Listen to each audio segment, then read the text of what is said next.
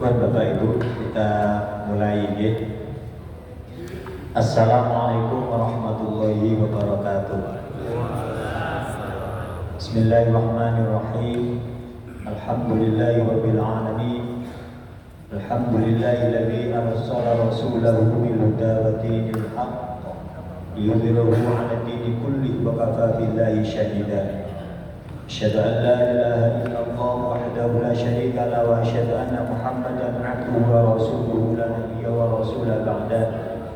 Allahumma shalli wa sallim ala nabiyyina wa rasulina Muhammadin wa ala alihi wa sahbihi ajma'in wa man tabi'ahum bi ihsan ila yaumiddin. Qala Allah ta'ala ya ayyuhalladzina amanu taqullaha haqqa tuqatih wa la tamutunna illa wa antum muslimun. Amma ba'd. Alhamdulillah Bapak Ibu, Allah SWT temukan kembali yang sudah kesekian kalinya. Hitung sampai tak angkat. Ini pertemuan yang keberapa? Tak ngitung. Bapak Ismupi munai dia tahun pinten banyak aja dihitung 2007 ngaji kita ini. Jadi alhamdulillah istiqomah sampai hari ini. 2007 sekarang 2024. Berapa tahun? Pinten? 17, Masya Allah. Mudah-mudahan Allah terima amal baik kita. Karena ujung-ujungnya harapan besar kita itu. Mudah-mudahan amal kita diterima oleh Allah Subhanahu wa taala. Ilmu yang kita pelajari jadi ilmu yang manfaat, penuh berkah. Amin. Bun. Masih ingat materi-materi di awal dakwah Rasulullah sallallahu alaihi wasallam di Mekah. Jadi Rasulullah sallallahu alaihi wasallam panggonane dakwah namun kali gitu. Dakwah di mana dan di mana? Nah, di Mekah dan sekitarnya dan di Madinah. Di Mekah berapa tahun? 13 tahun. 13 tahun. Kalau di Madinah 10 tahun. Alhamdulillah masih ingat. Nah, di Mekah sendiri 13 tahun itu dirinci lagi, dibagi lagi. Menjadi berapa? Ini kita bicara priorisasi tahapan dakwah beliau. Namun dua, Mekah dan Madinah. Mekahnya 13 tahun, Madinahnya 10 tahun. Total berapa tahun? 23. Yang itu Al-Quran itu diturunkan kurang lebih selama 23 tahun. Mekah dan Madinah. Nah, di Madinah sendiri yang 13 tahun itu dibagi menjadi, padahal wes kita pelajari bersama loh. Saya ini mereview saja. Pertama dakwah di Mekah yang pertama kali loh, dakwah dengan sembunyi-sembunyi alias sir-siran. Jadi wong Jawa wong pacaran itu jenenge sir-siran. Karena wong pacaran biyen itu mesti sembunyi-sembunyi lah, saiki wong pacaran terang-terangan kan duwe isi. Lagi tau? Nah, jadi sembunyi-sembunyi dakwah bisiri berapa tahun? 3 tahun. Di mana tempatnya? Di Mekah. Kemudian setelah itu dakwah lawannya bisiri nopo? Terang-terangan. Pinter, lawannya sembunyi terang-terangan. Nah, bahasa Arabnya apa? Bisiri berarti dakwah bijahri. Dakwah dengan terang-terangan. Berapa tahun? 10 jati. Kakek dilongi terang-terangan 7 tahun. Nah, sudah 10 tahun kan berarti 3 tahun pertama yang bisiri, 7 tahun berikutnya bijahri. Tapi masih di dalam Mekah.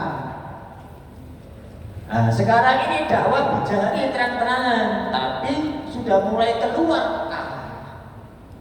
Nah, telah sudah mulai keluar Mekah.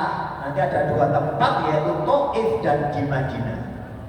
Ini sebelum peristiwa hijrahnya beliau dari Mekah ke Madinah.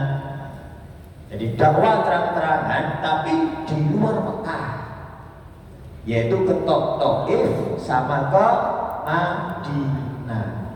Nah, seperti yang jenengan lihat, saksikan di gambar itu dakwah kemana? Ke Taif. Nah, ini materi kita sekarang ini, dakwah ke Taif. Setelah materi kemarin ada peristiwa Amul Huzni, ya dah, wafat sang paman dan istri tercinta beliau, kemudian penderitaan yang semakin menjadi. Ya, nah sekarang ini materi kita dakwah ke luar Mekah secara terang-terangan. Pertama yaitu ke Taif. Nah, berapa jaraknya antara Mekah dengan Taif? Di kebun wonten yang warna merah. 65, kurang lebih 65 km. Nanti temriko. Alhamdulillah. Nah, kenapa beliau dakwah ke Taif? Apa alasannya? Nah, ini menarik. Nanti para ulama ahli sirah itu berkomentar. Alasan yang pertama, karena Taif itu kota besar setelah Mekah. Kenapa kok Taif bukan yang lain? Taif itu kota besar setelah Mekah. Itu. Lah di Taif itu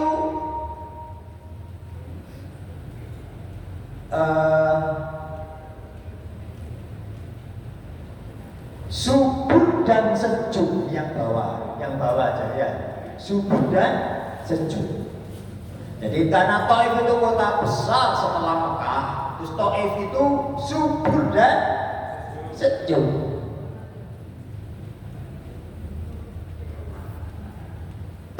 Di sana ada pasar namanya Pasar Bukas, tempat orang-orang di samping mencari nafkah, namanya pasar berdagang, tapi juga mencari pengaruh melalui pasar. Kemudian di sana ada berhala, pusat berhala. Berarti kesyirikannya juga luar biasa, namanya berhala Lata. Jadi pusatnya berhala Lata itu ada di Taif. Nah, kemudian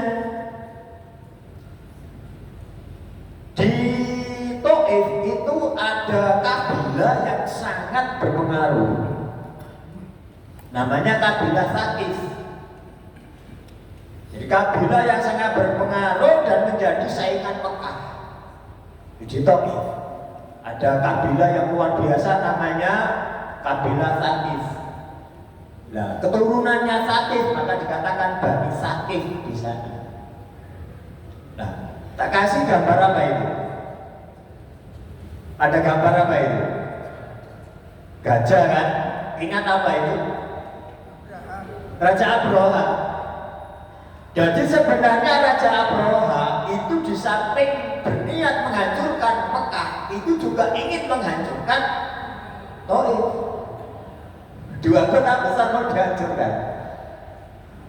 Ternyata Bani Thaqif yang sangat berpengaruh itu melobi Raja Abroha,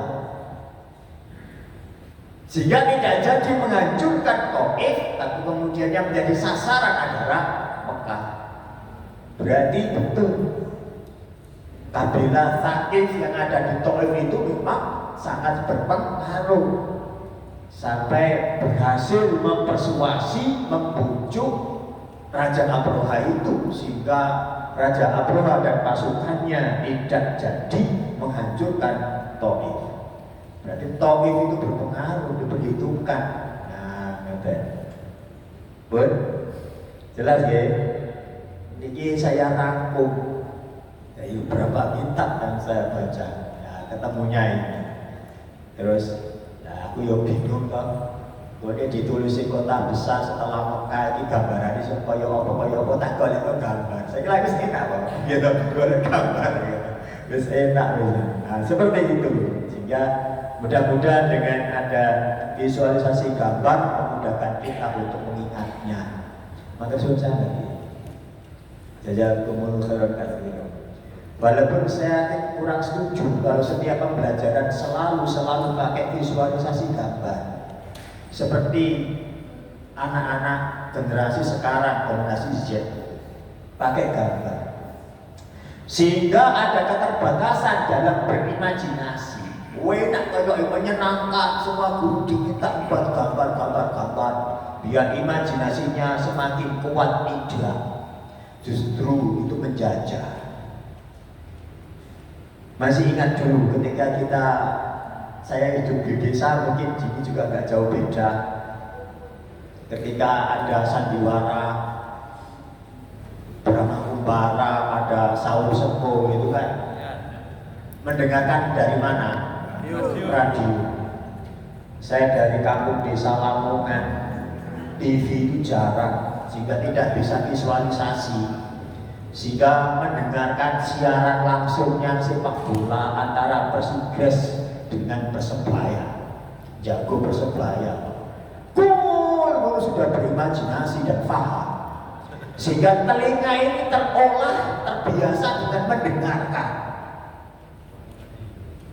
Nah, sehingga kemudian ketika di kelas sekolah ada guru ngomong rame, masuk ke hati, menancap karena telinga terbiasa mendengarkan. Nah, saya ini anak-anak tak terbiasa mendengarkan. Ini kesalahannya. Saya sebelum krisis, di samping dibalik kemajuan ada krisis di sini. Krisis dalam mendengarkan. Dikatakan guru Quran, senengannya yang terlihat visualisasi. Di mana ada suara, ada visualisasi. Seneng game-game itu seneng karena ada suaranya, ada visualisasi gambar. Nah, betul ya? Sedikit saja. Ini bagian dari pemikiran kritis terhadap kemajuan zaman sekarang. Tidak semua kemajuan itu hebat. Dan hebat berhenti di situ aja. Saya lanjutkan. Nah ini, itu kenapa kok pilih Taif? Bukan yang lain. Itu ada rahasia yang diungkap oleh para ulama. Kemudian kenapa beliau kemudian berdakwah ke Taif, berangkat tidak melanjutkan di Mekah saja? Yang pertama, tantangan di Mekah, jadi tantangan dakwah, ya, lebih-lebih setelah wafatnya dua orang yang beliau cintai itu semakin menjadi semakin berat.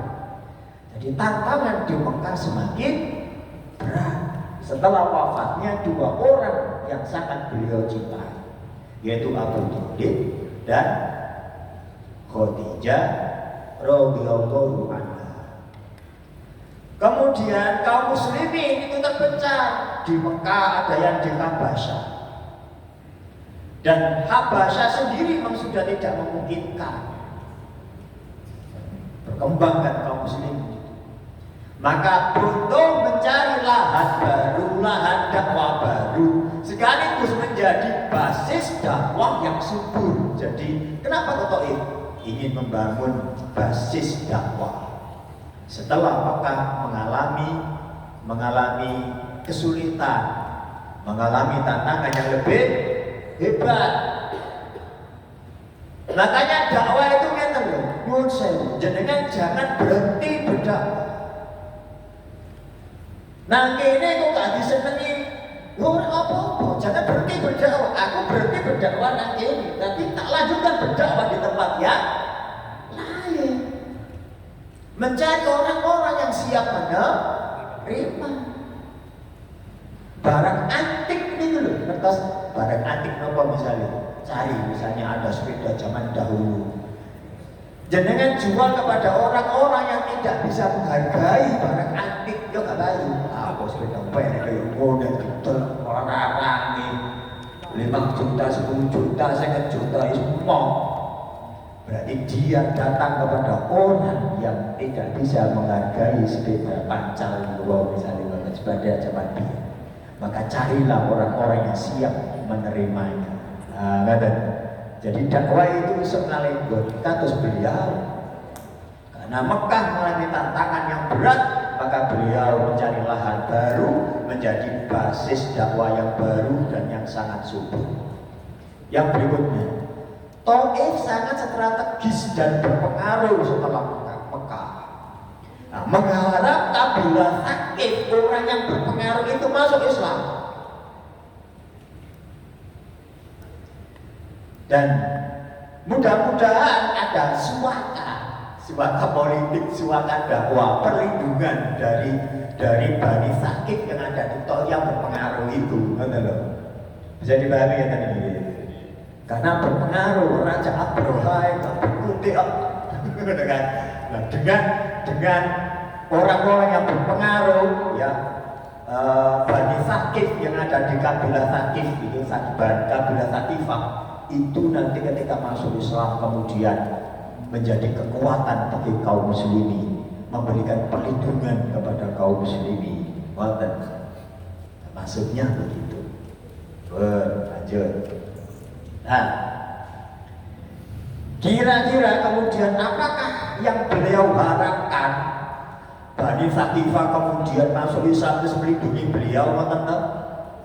Apakah nanti kenyataannya seperti itu ketika beliau ke sana? Tidak, ternyata jauh dari harapan.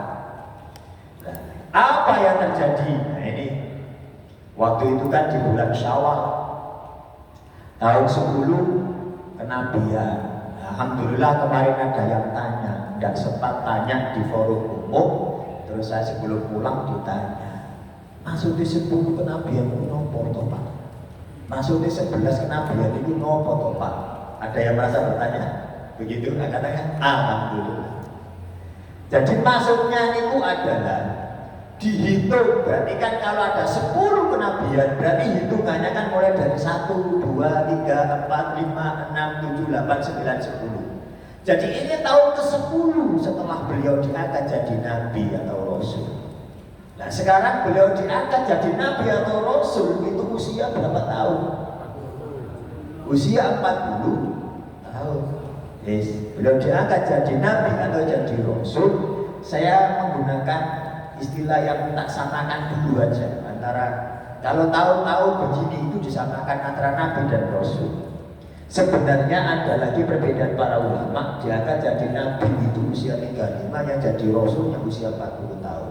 Tapi saya menggunakan yang sama dulu aja biar enak, gampang ditenangnya.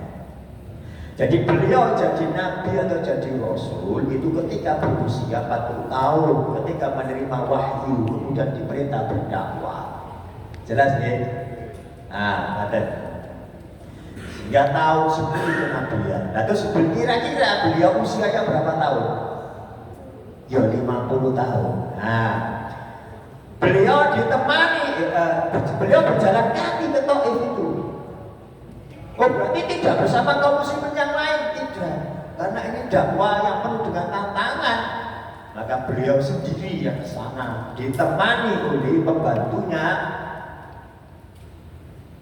masih keluarga dari Khadijah radhiyallahu anha. Siapa namanya? Zaid bin Harithah. Ada Zaid bin Thabit, ada Zaid bin Harithah. Nah, beliau ke Taif ditemani oleh Zaid bin Harithah, berdakwah ke sana, berharap mengajak masuk Islam setiap kabilah yang beliau temui. Namun tak dapat respon yang positif. Setiap kabilah di sana diajak masuk Islam, ternyata tidak mendapatkan sambutan yang lebih baik, tidak mendapatkan respon yang positif. Nah, setiba di Taif, beliau menemui 3 bersaudara dari Bani Thaqif, anak dari Amr bin Umair At-Thaqafi, namanya Abdul Yalail, kemudian Mas'ud, kemudian Ubay. 3 bersaudara Bani Thaqif. Ini anak dari orang yang berpengaruh, namanya At-Thaqafi. Tadi maka saya sebut At-Thaqafi dia ini Amr bin Umair At-Thaqafi. Beliau mengajak ketiganya masuk Islam. dan berharap mau menolong Islam. Ternyata ketiganya menolak dengan sombongnya. Bisa diimajinasikan sendiri. 3 bersaudara yang berpengaruh karena keturunan As-Saqafi itu dengan sombongnya menolak. Ya. Dengan sombongnya menolak. Maka kemudian Rasulullah Shallallahu Alaihi Wasallam meminta, sombong gak mau menerima Islam sekolah. Si penting ketiganya itu mau merahasiakan kedatangan Rasulullah Shallallahu Alaihi Wasallam dakwah ke Taif, masuk kepada ketiga orang tadi itu, orang Taif itu, agar merahasiakan. Sepenting aman. Beliau tinggal di Taif selama 10 hari. Ternyata kemudian banyak orang-orang Taif yang mengusir beliau. Sampai anak-anak, ya kan? Anak-anak itu ikut melempari batu pada beliau. Budak-budak itu dilibatkan untuk melempari beliau dengan batu. Coba bayangkan. Itu di kampung sudah di kampung Bani Thaqifah itu. Lah Zaid melindungi beliau. Jadi bagaimana supaya batu itu tidak kena beliau, itu ditapani ngoten. Yang namanya dilempari dan bertubi-tubi kena juga. Sehingga beliau Zaid yo kena. Apalagi Rasulullah Shallallahu Alaihi Wasallam luka parah, kakinya berdarah. Lalu kemudian beliau berlindung di kebun milik Utbah dan Syaibah. Itu kan pembesar orang kafir itu sebenarnya. Berlindung di kebun itu. Ketika berlindung di kebun itu,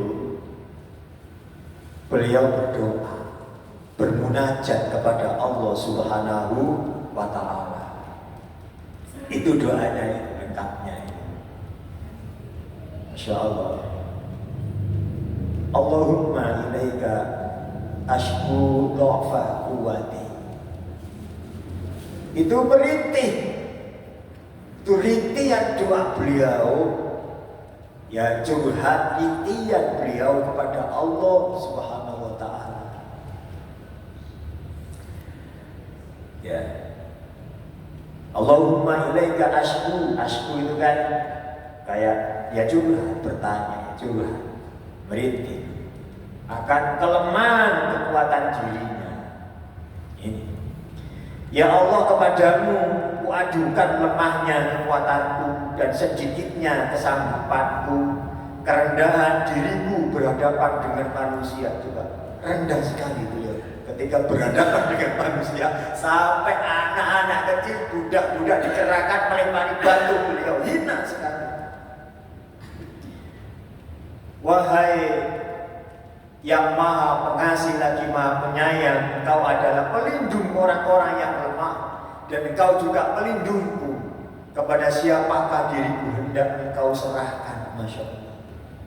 Kepada siapakah diriku ini hendak engkau serahkan, ya Allah? Kepada orang jauh yang berwajah suram terhadapku, ataukah kepada musuh yang akan menguasai urusanku?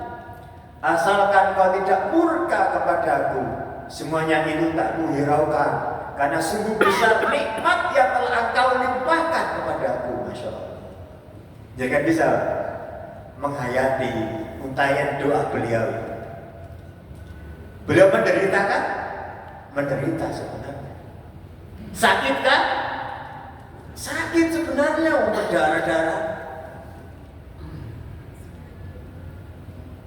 Ternyata yang beliau rasakan bukan sakitnya itu. Beliau masih ingat banyaknya kenikmatan Allah. Yang dirasakan saja sudah, masih teringat kenikmatan yang lain padahal beliau itu sakit. Dan yang diharapkan ridhonya, yang penting kau tidak murka kepadaku. Masya Allah, ini minta perhatian Allah, minta kasih sayang Allah, rahmat Allah dengan cara yang halus.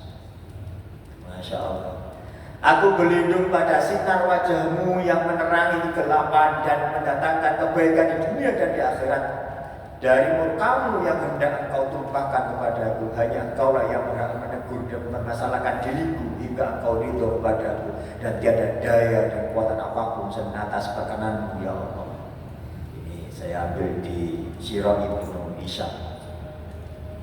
Bun, itu untai curhat beliau kepada Allah Subhanahu wa Ta'ala. Ternyata kemudian pemilik kebun melihat Rasulullah SAW ketika dilempari tadi itu, dan ketika bermunajat kepada Allah Subhanahu wa Ta'ala, Allah Subhanahu wa Ta'ala menggerakkan pemilik kebun itu orang kafir, menggerakkan hati agar ada rasa kasihan. Akhirnya terketuk hatinya. Keduanya memerintahkan pembantunya menjaga kebun itu yang beragama Nasrani dari negeri Ninawa. Enggak tak tulis di sini ya. Ngertos dengan negeri Ninawa. Negerinya siapa itu? Imam Nawawi, maka ada syarah kitab Arba'in Imam Nawawi karena dari negeri Ninawa, negerinya Nabi, seorang Nabi yang ketika umatnya itu durhaka terus ditinggal naik kapal, terus Allah beri ujian yang luar biasa, dimakan ikan paus. Siapa namanya? Nabi Yunus. Jadi dari negeri Ninawa beragama Nasrani, namanya Adas. Adas itu diperintah oleh majikannya untuk mengambil setangkai buah anggur. Terus diserahkan kepada siapa? Kepada Rasulullah Sallallahu Alaihi Wasallam. Beliau menerima kan? Menerima, diterima setangkai anggur itu. Beliau makan. Sebelum makan ini membaca Bismillah. Pokoknya baca Bismillah. Maka perintah beliau itu kan sambillah, menyebutlah asma Allah naliko makan. Lah kan ada wakul biyaminika wakul mimma yalika, makan dengan tangan kananmu, kemudian mengambil dari yang terdekat denganmu. Ketika perintah sambillah, menyebut nama Allah. Beliau menyebut asma Allah. Nah, para ulama memahami kalau hanya menyebut sambillah, menyebut asma Allah itu kalau basmalah boleh minimal bismillah, minimal. Nah, lebih sempurnanya sebagaimana Nabi Sulaiman alaihissalam menulis surat menyebut asma Allah. Nabi Sulaiman itu mengawali suratnya tidak cukup bismillahi, tapi apa? Bismillahirrahmanirrahim. Makanya kalau ada hadis-hadis yang sambillah cukup bismillah. Lebih sempurnanya lagi bismillahirrahmanirrahim. Karena bacaan bismillahirrahmanirrahim itu sudah terkenal dari kalangan para nabi. Masya Allah. Tidak hanya kalimat tauhid la ilaha illallah saja, bismillahirrahmanirrahim itu sudah sangat terkenal di kalangan para nabi. Nah, berikutnya ini yang kemudian saya itu Masya Allah, saya akhirnya jadi terpesona dengan kalimat basmalah itu. Senang saya ngajar sirah itu, saya bisa merasakan betul. Akhirnya ada hidayah Allah. Saya semakin terpesona dengan basmalah Bismillahirrahmanirrahim. Dan saya cari hadis-hadisnya ternyata banyak sekali. Betul. Adas pun terpesona kemudian masuk Islam tapi judul itu. Nah, Adas kemudian berkata ketika mendengar beliau menerima setangkai anggur diterima terus dimakan. Sebelum makan baca apa tadi? Bismillahirrahmanirrahim. Adas ini kemudian bertanya, ucapan ini tidak. Adas ini berkata, ucapan ini tidak dikenal di tempat ini. Nabi kemudian bertanya, dari negeri manakah kamu dan apakah agamamu? Adas menjawab, Nasrani dari Ninawi gitu, itu Ninawah maksudnya. Lalu Rasulullah Shallallahu Alaihi Wasallam bersabda, dari negerinya orang solih Yunus bin Matta. Loh, kok kenal? Ini perasaannya Adas. Kok kenal? Karena Adas ini sangat dari negeri Ninawah, ya sangat kenal dengan Nabi Yunus bin Matta. Ternyata Rasulullah SAW sudah punya koleksi informasi dari Ninawah. Oh, negerinya orang solih Yunus bin Matta. Apa yang kamu tahu tentang Yunus? Tanya Adas. Itu sudah terpesona ya. Jadi pertama terpesona dengan kalimat Bismillah yang dibaca oleh Rasulullah SAW nalika mangan anggur, dan kok menyebut Yunus bin Matta. Lalu Rasulullah SAW mengatakan dia itu saudaraku, seorang nabi dan aku juga nabi. Maka Adas memeluk Rasulullah Sallallahu Alaihi Wasallam, masya Allah, bejo tenang, memeluk Rasulullah Sallallahu Alaihi Wasallam, menciumi kepala, tangan dan kaki. Saking senang itu, saking senang. Bisa membayangkan Pak? Bisa ya, masya Allah. Ya. Lalu ternyata kemudian ini majikannya kafir, tidak terima melihat respon dari Adas yang terpesona dengan Rasulullah Shallallahu Alaihi Wasallam tadi. Dianggap rusak, sinting, gendeng, dulu kok melok gendeng bisa di mana?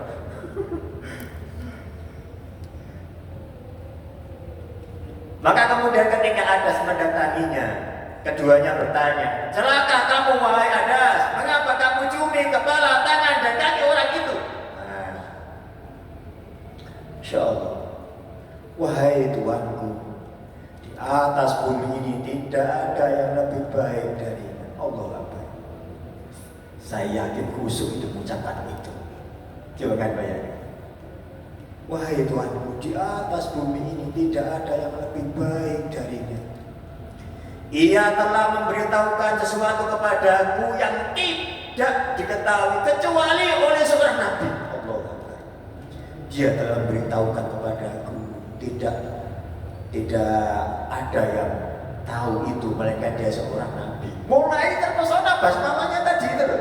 Kemudian menyebut saudaranya Yunus bin Matta, nabi. Itu keyakinannya Adas. Ustaz dimuring-muring akhirnya celaka kamu wahai Adas, jangan kamu berpaling dari agamamu lebih baik dari agamanya. Wah, provokator. Ada orang yang sudah terbuka hati mendapat hidayah cahaya Allah Subhanahu wa Ta'ala, terima pembantu. Maka dengan lagi jangan kita menganggap remeh para pembantu. Dikira pembantu rumah tangga, terus majikannya lebih hebat, belum tentu. Boleh jadi pembantu rumah tangga itu lebih beriman, lebih bertakwa dari majikannya. Ya seperti itu.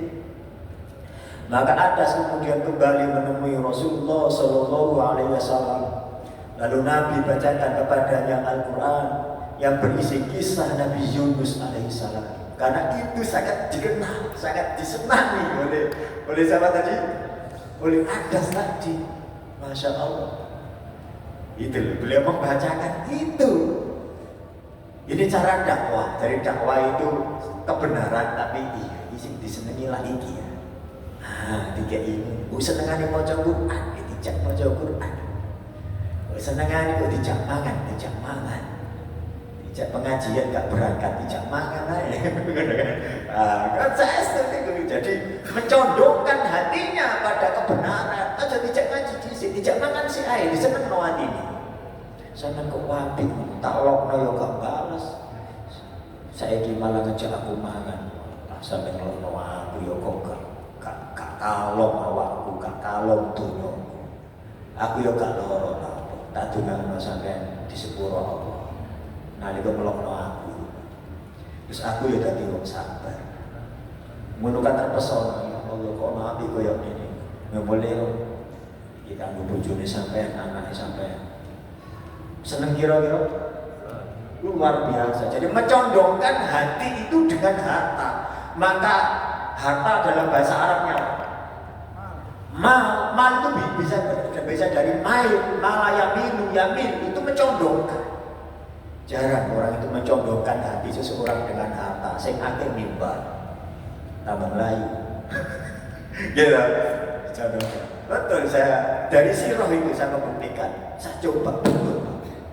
Oh saya berdiri di mimbar itu langsung ngadeg terus metu. Mari kono, ayo karena terima bakso sama kok 15.000 ngono wis Masya Allah. Ngene tenan.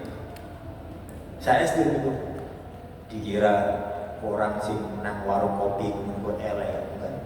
Karena diajak mlebu masjid gak gelem. Sampe seneng nandi, warung kopi ayo. Mangan. Gue suwe-suwe lah condong hatinya. Masuk nang warung kopi terus nang masjid saiki. Oh. Jadi banyak pendekatan. Tambah PR. PR itu pengurus takmir. Good, nonton ya. Masya Allah, dibacakan ini. Ya. Good. Itu yang membuat adas. Sekarang ini, yang saya penjenengan itu terpesona, bisa merasakan dulu.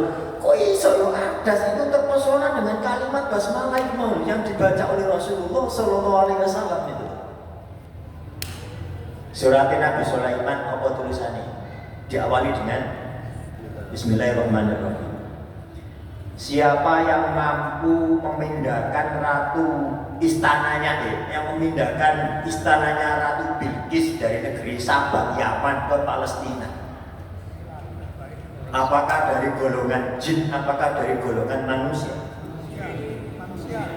Jin apa manusia? Manusia. Sopo jin? Lali. Ini bagian yang saya terpesona dengan peristiwa sirah ini loh, yang ada terpesona dengan kalimat basmalah Bismillahirrahmanirrahim, kalimat yang terkenal di antara para nabi dan para rasul. Surat Nabi Sulaiman Bismillahirrahmanirrahim. Masya Allah.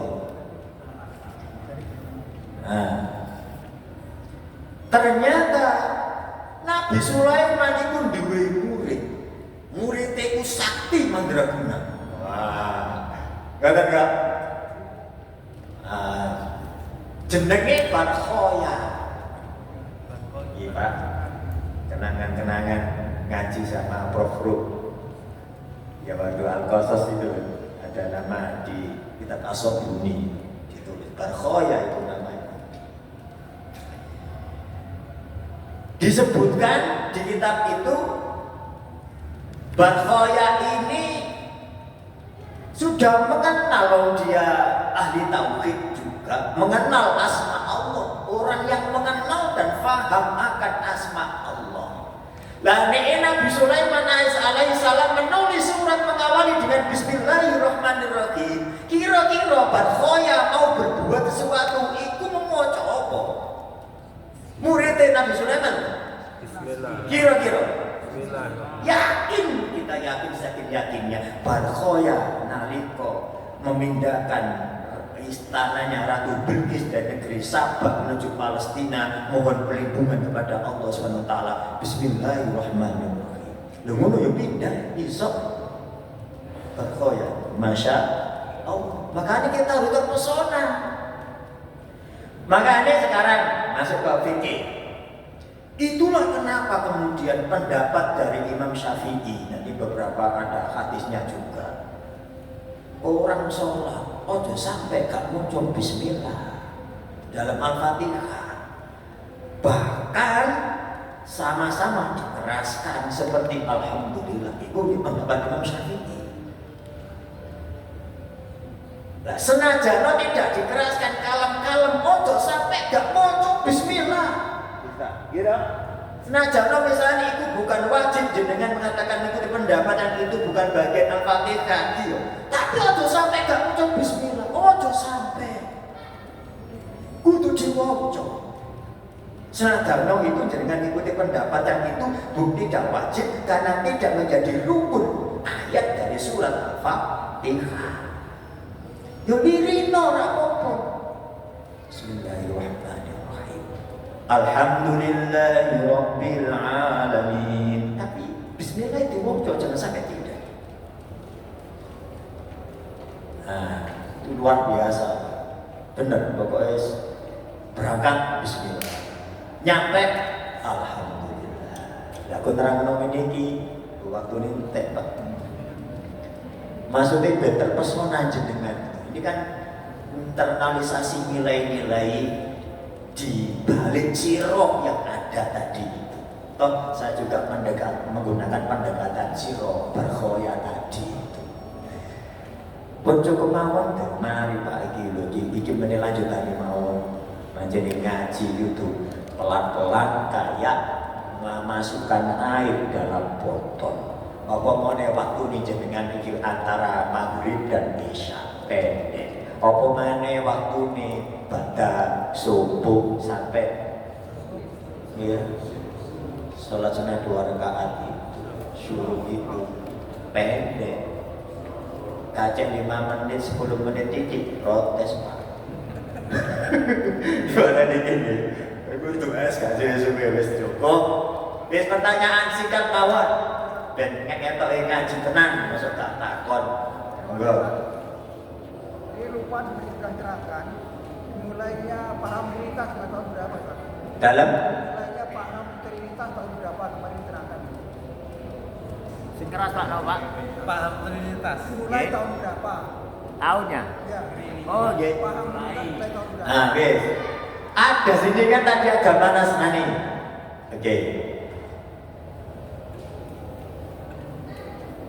Apakah saat itu saat ada ketemu Rasulullah SAW, konsep Trinitas sudah ada?